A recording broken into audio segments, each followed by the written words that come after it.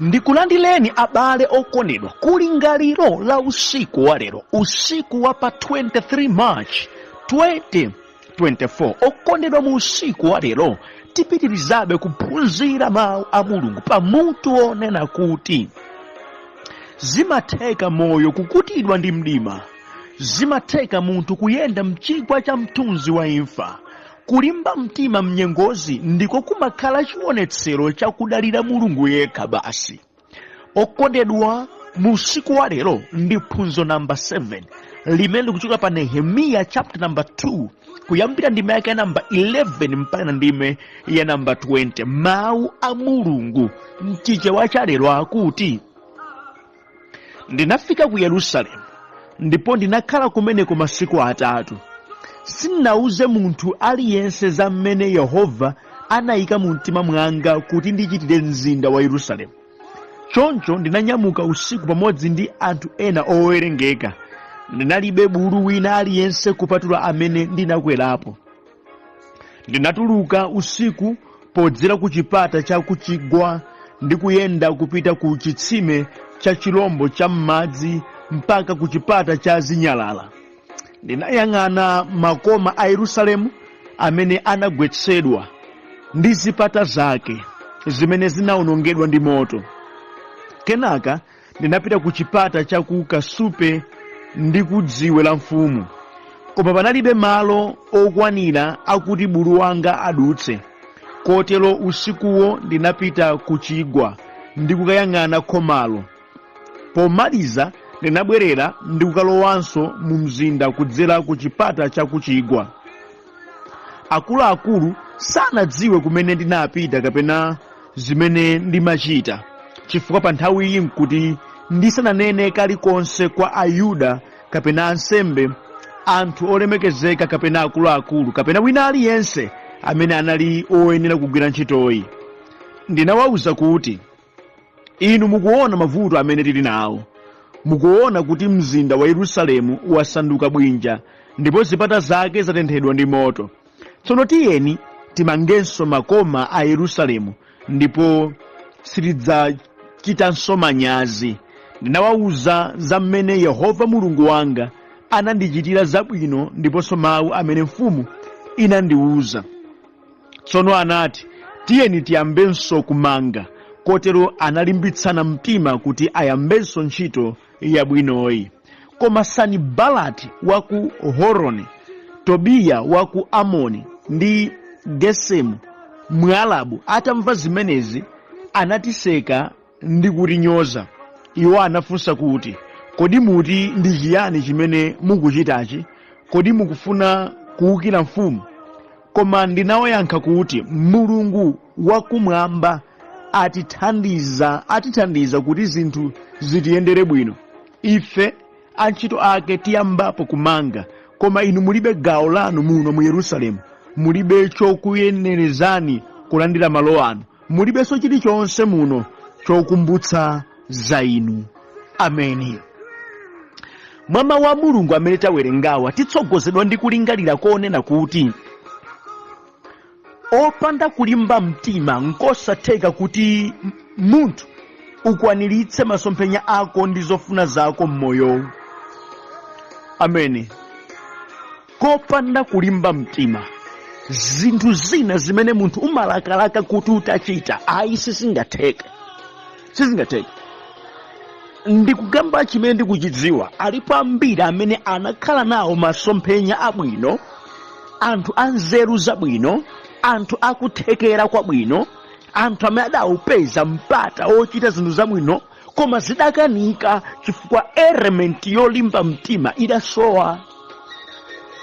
Kamba kamantha awo, kamba kofuna kusangalatsa aliyense, kamba komvera zilizonse, adasiya zinthu za phindu zimene panopa zikadawapindulira. Abusa mukambiranji zimenezi? Alipo tu anthu ambiri mdzikoli amene safunira anzawo zabwino ayi. Anthu amene kwawo kunyodola zochita za ena. Anthu amene safuna wina atachita kanthu koma iwo okha. Anthu ofuna azitchuka ndi iwowo ndipo aliyense aziwaopa ndi kumawamvera pakalikonse ndi pa zopusa zomwe. Alipo. ndi anthu amenewa abale okondedwa amene amalepheretsa kuti anthu anzeru bwinobwino, anthu akuthekera bwinobwino achite masomphenya awo, akwanitse zofuna zawo. Zimatero tandimvetsani, anthu zotere zokondedwa ndi zimene zimakhala ziphazi zopondereza ena ndi kumalepheretsa kuthekera kwa anzawo. Anthu amene amafuna pa gulu adziwike ndiwo basi. Tamundimvetseka, aliko kudziko kuno anthu oyipa amene adasayinira kuti pamudzi pano otchuka ndine, izo mmachita ndine, sizingatheke izo kopanda ine. Safuna wina aliyense akhale ndi element yabwino, ayi amaphadzitsa anthu ankhanza kwambiri aliko kudziko kuno amene akaona vision mwa munthu amankutira munthu uja ngati mtengo wakachere ndi kumulepheretsa kuchita zimenezi. Ndikukamba chimene ndikuchidziwa, alipo ena okondedwa amene aphadzitsidwa masomphenya, ka business kawo adakaphadzitsa, utumiki wawo adauphadzitsa, maluso awo adaphadzitsa. Anthu oterewa kudziko kuno aliko, zimatengera yekhayo olimba mtima amene amapanga breakthrough zimenezi. Kupanda kulimba mtima, mukakumana nawo anthu oterewa adzazimitsa inuyo. Ndimati ndikambena ana abale okondedwa, alipo wena amene chimene ali lero sadafuna atakhala chimenecho. Iwo ali ndi potential yakuti adakatha kuchita zambiri, adakatha kuoneka kumabwalo a anthu, akadatha kufikira patali, kaya mutumiki, kaya mu business, kaya maluso, kaya mundale, kaya mkena kalikonse, adakatha kuchita bwinobwino. Koma atakumana ndi ziphazi zotere, adachita mantha, adangozolika, adakhala ngati ngalu kuchilendo, adapereka mpata, ndipo zinthu za nkhanza zotere zidawapondapo. Okondedwa, alipo anthu ofuna kutchuka kwambiri zedi, anthu amene adziveka ufumu, amafuna kuti aliyense adziwa opa, anthu amene amafuna kuti anthu aliyense adziwa mvera mpa zopusa zomwe. And most of the time anthu ochita izizi amakhala ali ndi nzeru zochepa, ndi akaona mzawo wina ali ndi nzeru koma to amalimbana naye kwambiri zedi, kunkabira zambiri zoyipa, ati iwo adzioneka ngati abwino ndi akuthekera. Aliko kudziko, zimatengera olimba mtima amene amadutsa pa ulalo umenewo. Ndi mantha sungadutse. Tandimvetsani mawu awa. Ndi anthu olimba mtima okha amene amakwanitsa kuwasasa anthu oterewa nakwaniritsa masomphenya wawo. Kukumana ndi anthu oterewa zimalira munthu olimba mtima amene akhoza kukwanitsa kuwasasa anthu amenewa, amene akhoza kukwanitsa kuwasuntha anthu amenewa, amene akhoza kukwanitsa kuwayankha anthu amenewa, amene akhoza kukwanitsa kuwapanga push away kuti achite zake, osalabadira anthu amenewa, osatenga ngakhale nzeru zawo, osaonetsera kuti ndimakudalirani. Anthu amene adalimba mtima kudalira Mulungu yekha, anthu amene adasayira zonse kuti kopanda inuyo ine izi nkhozo zikwaniritsa.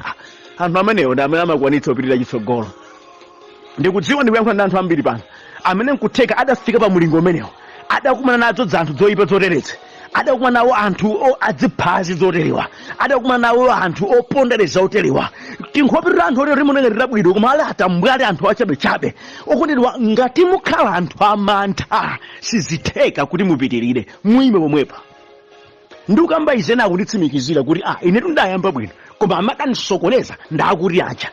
Amasokoneza magawo angapo, nthawi zina amabwera ngati ndiupangiri. Ife anthu oterewa amakhala oyankhula nthawi zambiri, amabwera ngati ndi nzeru, pachatu nzeru za mdierekezi nthawi zina zimabwera ngati kuunika, kubwera ngati ngero akuunika, ali fisi olusa odzafuna kutsomphola chimene mudayamba. Ndi anthu amene amati akaona munthu wina wayamba kenakake amakhala ngati akumujoyina, cholinga chakuti akangobudula zimene munthu akuchita. Anthu oterewa okondedwa nthawi zinanso amagwiritsa ntchito nkhanza ndi kuopseza. Izi simungakwanitse, izi sizingatheke, sizikukhalani, izi mtatere. Koma pasi pa mtima akudziwa kuti munthu uyu ali ndi potential, akalimbikira kuchita izizi adzatiposa. Mwa ichi timuopseze kwambiri, timuopseze, timlepheretse.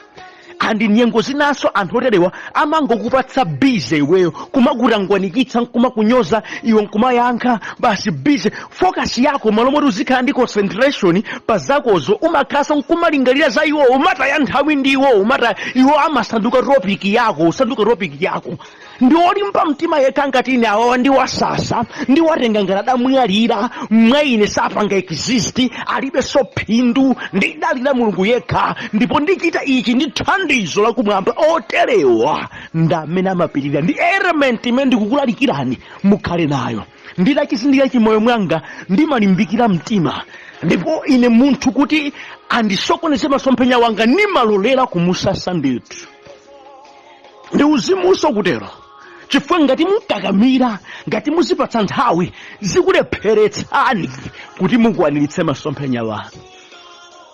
Ena atu amaganiza ngati uzimu nkumalolera zizonse kumapanga entertain ya anthu ati dziphazi anthu oyipa anthu ofuna kusokonezani maganizo anthu okulepheretsani anthu ofuna kuti ino masomphenya anu asachitike inu nkumapanga entertain mulephera kuonetsa chimene Ambuye adakupatsani kuthekera kwanu sikuoneka munafunika mulimbe mtima ndi kuwasasa amenewa mulimbe mtima ndi kuwakhazika pansi amenewa mulimbe mtima ndi kuwauza kuti inuyo mulibe gawo mwa ine ndisiyeni nchite zimene ndikuzidziwa musatangwanike nane inenso sintangwanika nanu muli ngati munthu mundipatseni mpata kopanda inu ndikwanitsabe kuchita chimene mulungu adandituma mulimbe mtima kutero iwonso afike podziwa kuti inuyo mulibe nawo filimu adziwe pasi pa mtima wawo kuti awawa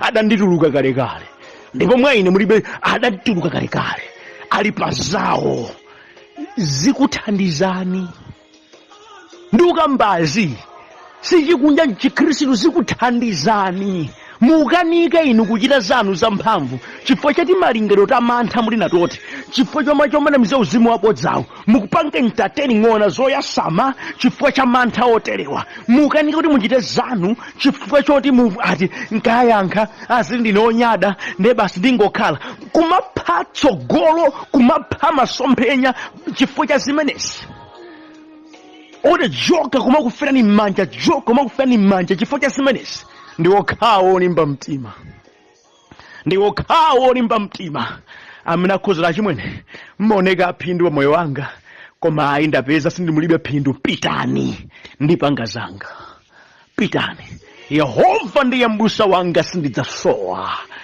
adandilengayo ayenda nane ndikuyamba kuyenda ulendo kulimba mtima kotereko ndadzionapo kuti ine moyo mwanga sindikamba chimene sindikuchidziwa I have been into that ndadutsamo mzimenezo ndipo ndaliona phindu la kulimba mtima kotere limakhala ndi zipatso zabwino that's why ndikulimba mtima pano kukulalikirani chimenechi ndi cha phindu mukachitsata mupindulanso monga ine ndidapindula mawu a Mulungu ametawerengawa Nehemiya wapita kwawo ku Yerusalemu ali ndi vision ndikupita kukamanganso malinga a Yerusalemu amene adaotchedwa ndi agumuridwa mfumu yandikomera mtima yandipatsa zipangizo human power ndikayipeza komweko atapita kumene kuja sadauza aliyense atafika adauzungulira mzinda wonse nadziwa okay ndizothekadi kumanga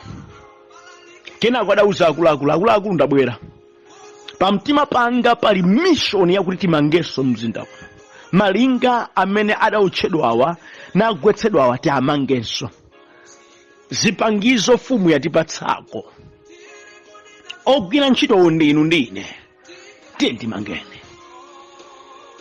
okutedwa anthu adakopeka mtima navomereza kuti aha tiye tigwireni ntchito otitsogolera wafika ndipo zikomo kuti mwabwera ndi kareji yotere atangoyamba kuchita izi Sanibalati ndi anzake adayima ngati chikhomo kuyamba kwa anyodogola kuyamba kwa gwetsa ulesi kuyamba kwa anyoza kupanga test mphamvu ya kulimba mtima kwawo Nehemiya adabwera chikwanekwane akuwayankha akuti ayi Mulungu akumwamba atithandiza kuti zinthu ziyendere bwino ife antchito ake tiyambapo kumanga koma inu gawo lanu muno mu Yerusalemu mulibe mulibe chokuyenerezani kulandira malo anu, kulibe. Mulibenso chilichonse muno chokumbutsa za inu, mulibe. Adalimba mtima kuwasasa, sintangwanika nanu, ndili biza ndi vision yanga pano. Chifukwa cha malingaliro amenewa adakwanitsadi kumanga makopa a Yerusalemu. Adakapanda kulimbika mtima na avera za Sanbalati lagi na Tobi asaka adakwanitsa kumanga sidakateka. Amen. Musimene stepu za mwezi choyambirira. Muntu kakhala ndi masomphenya. Usamathamanga kubwebwetuka. Kuuza uyu aliyese popeza dzina nzankhanza kudziko kuno. Nehemiya atafika sadauze wina aliyese cholinga chake. Kufika atadziwa kalikonse kuti tikhozochita zinthu zibwanji. Amen. China chimene chimatipweteketsa anthu ufe nkuti anthu amene satifunira ifeyo zabwino na amene ife timawakhulupirira. Anthu amene satifunira ife zabwino na amene timagawana nawo masomphenya. Mwadzina kuti ayi timkonda mzako mongodzikondera mwini basi umayanika maplani anu onse kuwayanika kalikonse kanu kukayanika nkumakadzipanga sell out kwa anthu oyipa mitima ayi mukulakwa. Mudzikhala ndi discipline chifukwa mudziko muno anthu ofuna kulepheretsa zofuna zanu ndi ambiri. Ine zidandichitikira apo abale okondedwa. Nthawi nditi makondokhala ndi zokambirana zina ndi amene ndimakhala nawo ondithandizira pa zokambira nazo ndikagawana nawo ma agenda zakuti tikambirana izi muzokambirana za guliro. Iwo aja kumbali amazemba nkukalemba ma message ukalembera zonse aja nkumauza kuti hayi kuti yakati kambirana izi ndezimwe izi inuyo mukakane motere mukatere mukakambe izi. Tsiku la zokambirana kufika abale okondedwa kuyamba kukamba ndi anthu koma mfundo vutani. Ine nkumati kuti zabwino zimafika pokanidwa bwanji. Batsoka zimangoyenda mwemwe zimwe chisomo zimangoyendera kuti ambuye amathandizira. Siku linadachita chimodzimodzi nde munthu wina adanemawo mtsogoleri kodi pazokambira zathu zijazo zikubwera kutsogolo kwathuzi akuti alilembera uthenga uwo utanthauzanji na kodi aja amene amakanikitsaja ndi awa kodi nde ndidawachera takhala nthawi yoti yambe kwamba zokambirana zija ndidayambani nkhani ija tidaona vanthu akuyishuta kwambiri nkhani nikuti nonse amene simukukondwera ndi izizi takweza ni manja ndipo mupite mbali yawo. Sadadziwa malingaliro anga aya ndiye ndidawauza kuti okay nonse amene mwapita uku akuuzani ndi awa sikuti mitu yanu yaganiza ayi awa kumloza tumzanga uja awawa ndi amene akuuzani zimene anakulemberani ma message ina ndi iyi adacha adazolika kwambiri fa ndatenga head on momwemo. Inu ndinu munthu oyipa kwambiri zedi ndinu munthu osokoneza moti nosena akuluakulu mitu yanu yonse ya jama yopanda nzeru mumvera za mkuluyu kuti zolinga zimene akanilezi muzidziwa ndi ndamuyika poyera uyu tumtambukali amachita izi ndizi uyu. That's why akana kuti tikoze izi motere adalapatu anthu mugulu apepani atsogole pepani nderezo tsana chimwene kuyamba kwa lero pa izizi msadzapezekaponso chifukwa ndinu munthu osokoneza mulibenso phindu inu ndikusasani m'masomphenya angawa musadzapezekenso chifukwa mwaonetsa maganizo opanda pa akulu kuti tangochotsa chimene akulu amenewo kuti asapezeke pakati pa zidachitika muchidziwa akulu zidamba kuyenda bwino kwambiri zedi. Chikuni cha utsi chimafuna kuti tichifumule kuti mtendere upezeke and from that time ndidalika kugawana nawo kena kalikonse ndipo zidamba kuyenda bwinobwino. Ndimati ndikutsimikizireni abale okondedwa masomphenya anu mukamagawana ndi anthu amene amakufunirani zoyipa iwo aja ndi amene amakhala dziphazi iwo aja amapanga work out pa mawu aja mwapatsaja mpaka na inuyo kukulepheretsani. Mukhale ndi discipline phunzitsani pakamwa panu kumasankha zogawana ndi wanthu phunzitsani mtima wanu kumasankha zogawana ndi wanthu otherwise simukwanitsa kuti patsogolo siziteka. Nehemiya discipline iyi anaitsata. Number 2 Nehemiya aukauza wanthu mu nthawi yake ali ndi maplani yake onse, atayendera zonse, atadzipezera mayankho amene achitire zinthu zimene zili immature, zosapya. Musaziyanike ndi kuzika poyenerera. Ayi, mudziyamba chinthu mutapanga count the cost, mutazindikira kuti zikhoza kutheka motere ndipo zikhoza kuchitika motere. Masomphenya mudzayala bwinobwino kuti wina akamafuna kulepheretsa mudzimuona bwinobwino kuti uyuyu afuna alepheretse. Chifukwa nthawi zina ukamayamba zinthu opanda chidziwitso chozama, ofuna kukulepheretsa amabwera mosavuta. Nehemiya mmene amakauza akuluakulu nkuti atawuyendera kale linga losero, ngati padali wina adafunsafunsa kuti zingatheke bwanji izi, Nehemiya adali kale ndi yankho lakuti izi tichita motere. Wina akuti ngati anali ndi nkhawa, wina yankho anali nalo kale, anapanga defend masomphenya amene ali nawo. Amen. Muzizimvetsetsa zinthu musadayambe kuzichita, kuti wina akamafuna kuti asokoneze amachita kuonekera poyera kuti uyo akubwera ndi malingaliro ofuna kundisokoneza, ndesikukhala kovuta kumkhazika pansi. Nthawi zinatu phumali longodziyamba zinthu zisanafike pachimakezi ndi zimene zapangitsanso kuti zinthu zina zabwino zisachitikenso bwino. Amen. Kamundimvetsa abalokondero, kanthu kena ndi ako ndikulimbika kwa mtima kumene ndili kumakhala chionetsero chakudalira munthu amene watsimikizika kuti ine ndichita izi motere, okondedwa salanditsika. Ayi, ngati mavuto angabwere iyeyo amathana ndi mavuto chifukwa watsimikizika mtima. Ndimatendikambirano kulimba mtima ndiko kutsimikizika kuti zingalume ndichitabe izi. Adapanga konvinsi wanthu tiye ntiyambe kumanga, ndipo anthu ataona kulimbika mtima kwake kwa Nehemiya adamujoyina. Kulimba mtima kumeneku, kutsimikizika kumeneku ndi kumene kumayambitsa kuti zinthu zichitike. Munthu wa mantha na amene amakhala ndi ma excuses ambiri osachitira chimene chinafuna chichitidwe, koma munthu olimba mtima amaona ma opportunities ambiri oti achitire chinthucho.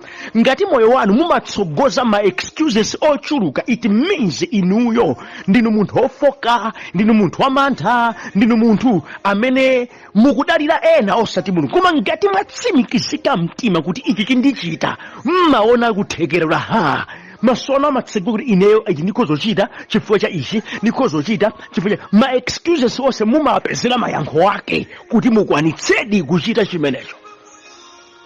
That's why Angereza kuti whenever there is a will, there is a way. Ngati mukufuna kuchita kena kake, njira mumayipeza yochitira. Nehemiya adalimba mtima. Ndera ndimvetsani pamene ndikumaliza.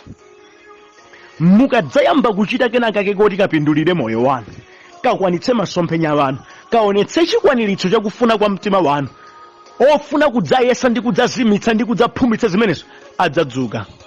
Kaya ndi mbanja mwanu, kaya ndi kumpingo kwanu, kaya ndi kuchipani kwanu, kaya ndi kubungwe kwanu, kaya ndi mmudzi mwanu, kwina kulikonse amadzuka. Anthu amadzuka ofuna kukulepheretsani, obwera ndi zoopseza, obwera ndi zonyodola, ofuna kudzikhalitsa adani kwenu, amadzuka. Inu agalu sawu agalimoto yoyima, ayi amauka galimoto yoyenda. The moment mwayamba kuchita kena kake muyembekeze kuti a certain fraction kandi ya anthu ine kuti ichoke mwa ino, chifukwa amene amafuna kuti adzikulamulirani inu mukamba kuchita za opposite, amafuna kuti adzisasa, ndi amafuna kuwaonjezera giya yakuwasasa. Nduka basi zona. The moment mwayamba kuchita kena kake kopindulira gulu kabwino kaphindu olimbana nazo zimenezo, adzapezeka. Sikudzatheka iniyo kuchita chinthu cha phindu chosintha moyo wanu, cha phindu chosintha banja lanu, cha phindu chosintha mudzi wanu, cha phindu chosintha mpingo wanu, opanda enali wonse omakutsutsani olimbana nanu. Ayi, adzapezeka ndithu. Limbani mtima kuthana nawo ndi mphamvu kwambiri. Limbani mtima, dziperekeni. Atangoyamba kumanga, mumuone mmene Nehemiya anabwera, Sanbalati ndi Tobiya sadayamba kalikosi ndayina Gesemu ayi osayankhula kalikosi koma the moment adangoyamba kumanganso makoma a Yerusalemu amambobweruka chimwene ambobweruka Bible likuti kuti atamva zimenezi zimakosana amenewo Sanibalati Tobiya ndi Gesemu adatiseka ndi kutinyoza.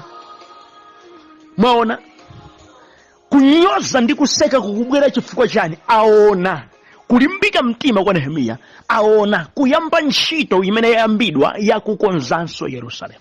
The moment mwayamba kuchita china chake cha phindu okunyozani amapezeka. Munthu ochita kanthu ali ngati munda wa m'mbali mwa msewu umene anthu akhoza kuweruza nkumauseka nkumaunyoza mmene angafunire. Zimatengera kulimba mtima, kusamvera ndi kusagonjera zimenezo. Okuti ndo kulimba mtima kopanga oppose zimenezo ndi chimakhala chipambano chanu.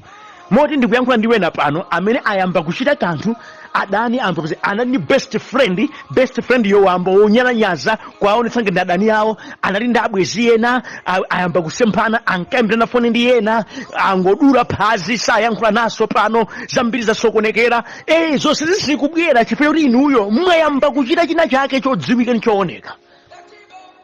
The moment mwangoyamba kutchuka enake munkakisa bwinobwino adamba kusasani zina zake zankwindira ndi bwino pena pake enake akhala ngati adani wawo okutidwa success imapanga invite zanje ndi kufuna kuti wina akupondereze. Izi zimadziwika. Na kuti uthane nazo unafunika ulimbe mtima monga Nehemiya adalimba mtima. Nehemiya akwayankharu akwaonetsera kulimba mtima kwake, akwaonetsera malingaliro ake, akwaonetsera kuti ndidakhazikika kale. Mnyozo wanu sungasungunule chikhazikitso changa chogwira ntchitoyi, kundiseka kwanu sikungasungunule kutsimikizika kwanga kogwira ntchito yayi. Ndimabwera nditalimba mtima kale kudzalimbana ndi anthu onga inu. Ndimabwera nditalimba mtima kale kudzasasa anthu onga inu. Ndimabwera nditalimba mtima kale kudzagwira ntchito yakumanganso makoma a Yerusalemu. Akwayankha kuti ayika kuseka-sekani koma simuletsa ntchitoyi. Sikuteka kunyozani koma ine ndikupita chitsogolo. Ndipo inuyo mudziwe kuti ndili ndi Mulungu amene atithandize kuti zathu zitiyendere bwino. Sikuti ndino amene mupakisa zitiyendere bwino ayi. Alipo Mulungu amene atichitire. Ndafanira kuti kulimba mtima chimakhala chionetsero chakudalira Mulungu yekha. Temumva Nehemiya kuti Mulungu atithandiza kuti zathu zonse zitiyendere bwino. Komatu inuyo mulibe cholowa, komatu inuyo mulibe phindu, komatu ngakhale zimati chitezi sipadzakhala dzina lanu lokukumbukirani. Be away, stay away from us, but we gotta do the work. Sinthawi so yomanyengera titimvetsetseni inu mtetango timvetsani apa. Leave them out. Asiyeni inu pangani zimene Ambuye adakutumira. Asakupatseni bize osapatsa mtima kapena makutu kumamvetsera. Take them as dead people and do your work. Mwatenge ngati adamwalira. Tsimikizani kukwaniritsa masomphenya anu. Ndi mtima wotere mudzakhoza kuchita zamphamvu. Koma ndi maganizo amantha simudzadutsa mzati uwo. Sikudzateka. Amene amasintha zinthu ku dziko lapansi monga Nehemiya adachitira ndi anthu olimba mtima.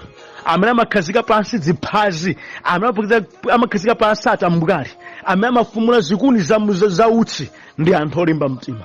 Amene amapanga clear njira yawo kuti akwanitse masomphenya awo si anthu amba, ndi anthu olimba mtima. Akadziwotche amene adadzipera kuti ngati ndikufa ndifera choonadi koma masomphenya anga ndiyesa mbali yanga ine kuti ndichite.